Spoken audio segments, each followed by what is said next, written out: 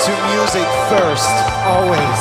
We are unstoppable. Open the frontiers to make people meet people. Music is not fireworks.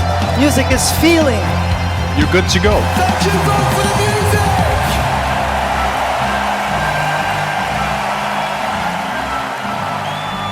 This is Vote for the Music, the Eurovision podcast. Hello and welcome back to Vote for the Music, the Eurovision podcast. I'm Benjamin Tadeusz. And I'm Tadeusz. Now today we're back as we continue our quickfire reviews of the Eurovision Song Contest 2024. We're on the first half of the second semi-final and we're moving ever more through that running order to the penultimate song in that first half, which is Denmark's entry song number 7, and that is Sand by Saba.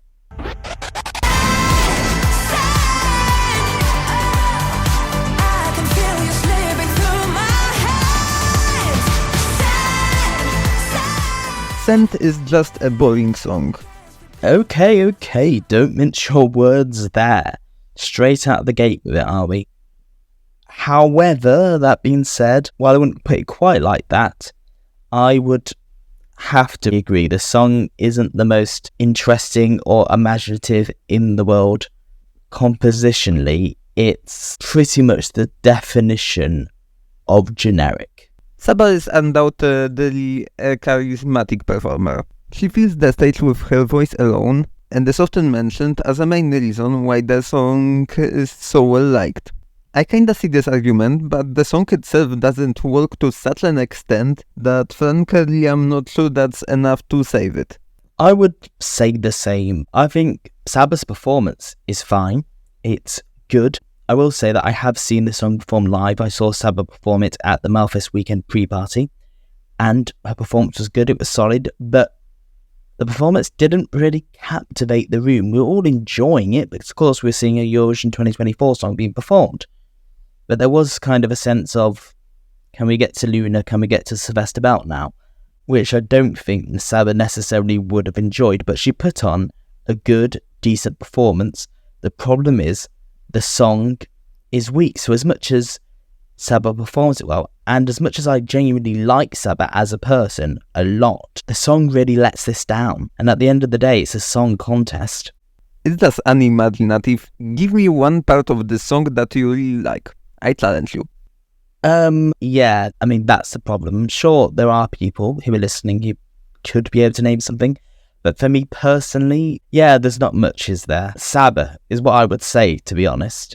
And I don't think that really counts. Now, I have seen this song being described as someone screaming the word sand for 3 minutes in a row. And although I wouldn't say screaming because I think Saba sings it quite eloquently, they're not far wrong.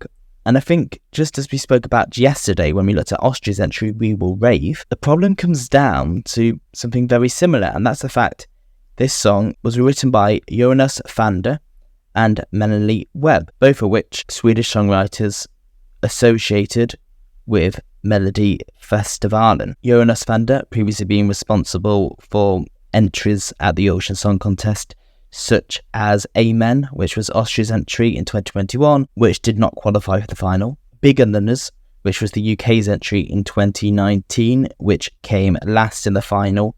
And Lithuania's entry, I've Been Waiting for This Night in 2016, which, to his credit, did come 9th place in the final. Melanie Webb as well, she competed in Melody Festivalen last year, for example, as a solo act. We do know, and it has been confirmed, that this song was originally submitted and intended for Melody Festivalen, but did not make the final 30 shortlist, as the producers at SVT did not think it was one of the 30 best songs in the competition. So the song ended up being submitted to Dance Melody Grand Prix instead, where it was paired up with Saba and ended up winning the competition.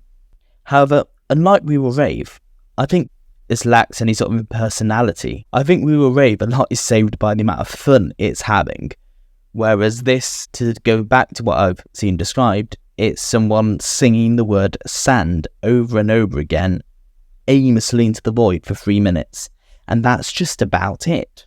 It's the song that happens and then it ends. Well, that's not enough for me. So is this going to qualify? Well, yes, quite likely.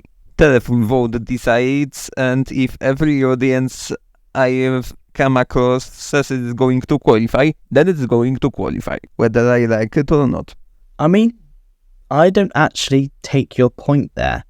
Although I agree with you about the song, I don't agree about its qualification chances. I really don't think they're all but assured. I think if there had been juries in this semi-final, then it probably would squeak through. But really, do you really honestly think enough people are going to pick up the phone and pay money to vote for this when they could vote for, even just for what we've just had on, Austria, for example? They could vote for Switzerland or Greece.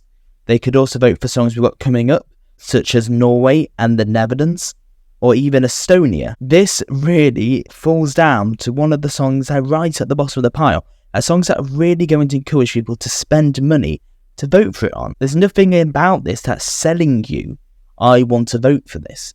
And I don't think it's going to non-qualify because it's bad. I think it's going to non-qualify because people simply forget about it. And people just won't notice it. So I absolutely think this is a non-qualifier. I think the reason people potentially think it's qualified is because it sounds like quite a safe Swedish pop song. And as fans, we learn all the songs, we listen to all the songs, and then we rank accordingly based on quality. And I think by default, this has a certain amount of quality just because of its production. Whereas I think when it comes to an actual televote, it's not going to survive that. And I think this could get a very, very low televote score, and I would be immensely surprised if this gets into the final. This is the kind of music that should disappear from Eurovision forever, putting efficiency above art, and completely distorting what it is to be a piece of music. Well, I certainly wouldn't be as harsh as you about it, because I don't viscerally hate this, or even have a problem with its existence. I do think the fact that it is so bland and so unremarkable obviously is a problem in terms of it being in the competition. However, for what it's worth, I think it's fine. I think it sits quite comfortably right in the middle of the ranking. It's entirely inoffensive, and that kind of is its problem.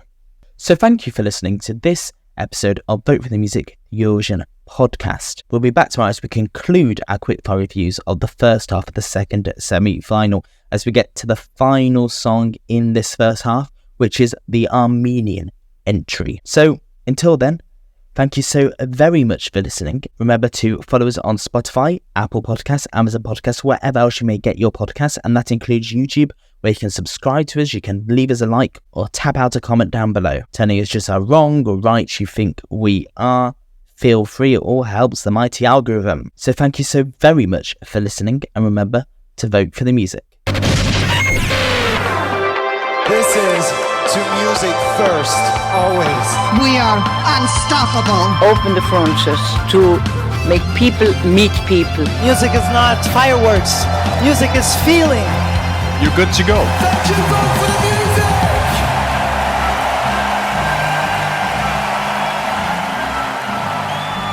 This is Vote for the Music, the Eurovision